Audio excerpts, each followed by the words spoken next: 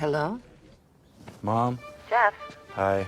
You know you're supposed to say hello when you pick up the phone. Yeah, I know. I thought that maybe you were somebody else, but you're not. What do you do in the basement? You're not cleaning it. You really want to know? You didn't like it last time we had this conversation. Okay, no, you're right. I don't. Did you get the wood glue? What are you talking about? I left you a note on the kitchen counter. I haven't been upstairs. One of the shutters on the pantry is broken and I need you to fix it. You know, I'm kind of busy right now, so All I want for my birthday is for you to get your ass off that couch. Hello everyone and welcome to Film Pulse Daily for March 16th, 2012. Today's Friday, so let's go over some new releases in theaters. We'll start with the biggest releases first this week. We have 21 Jumpstreet, which is the remake of the classic 80s TV show starring Johnny Depp. The film adaptation stars Channing Tatum and Jonah Hill as police officers who go undercover in a high school to find a new drug that's being distributed throughout. If the red band trailers for this film are any indication and the early reviews, it is probably going to be the top comedy so far this year. It currently has an 87% on Rotten Tomatoes, and you should be able to read our review for 21 Jump Street this weekend. Next up, we have another comedy. This is Casa De Mi Padre, the Will Ferrell starring Spanish film. This has a 45% on Rotten Tomatoes, and I don't know why this didn't get a wide release. I would imagine that it's because it's in Spanish, which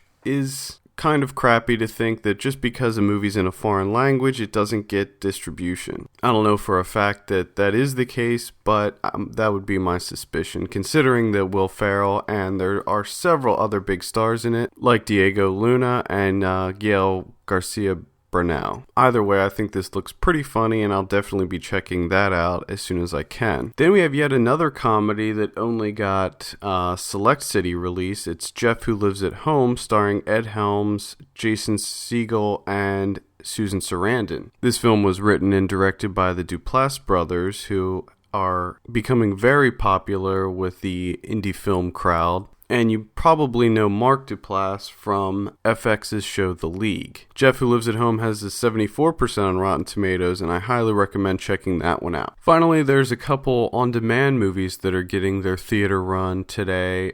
First up, we have Detachment, which I talked about on a previous podcast. It stars Adrian Brody, and it's directed by Tony Kaye, who you may know from American History X. It's about high school teachers in the inner city, and it's a pretty solid film. I don't know if it's still on demand, but I would probably check it out on there before going to see it in the theater. Detachment clocks in at a 57% on Rotten Tomatoes. Then we have Seeking Justice. This is a Guy Pearce, Nicolas Cage film that originally hit on demand before making its small run in theaters this weekend. It got a 28%. Definitely not worth checking out. It is a very generic action film. It's not even worth checking out to see Nicolas Cage be Nicolas Cage. Don't recommend that one at all. Then we have The Kid with a Bike. This got a 94% on Rotten Tomatoes. This originally came out on IFC On Demand. You might be able to check it out on there still. We reviewed it for our site, so make sure you check out our review for it to see what we thought. But if it is playing in your area, it's definitely worth a watch.